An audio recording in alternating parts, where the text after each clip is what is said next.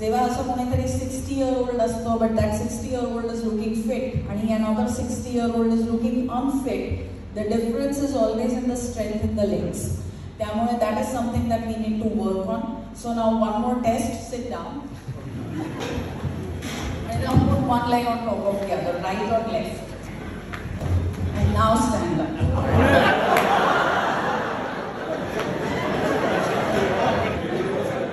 Still right on left, still right on left. And now slowly lower yourself down. So sit down. Left on right, left on right. And now stand up. And now lower yourself down.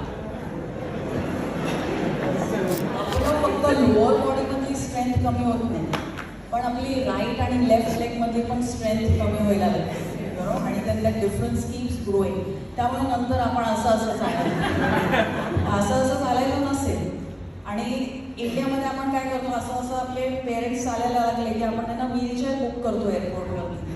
Ideally आपण त्यांना physiotherapist, gym आणि dietitian हे 3 लोक book केले पाहिजे, because we have to keep them functional.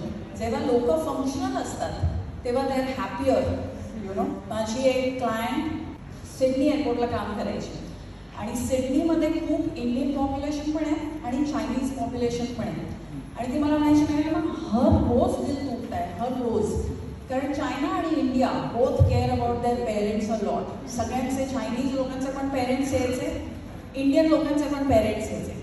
मतलब अपना सब इंडियन लोग व्हीलचेयर में, लाइन में, इमिग्रेशन में, सब चाइनीज लोग टकाटक टकाटक टकाटक चल के during the immigration. So the difference is strength in the legs. And if we are going to live long, I think we have to take care of our body.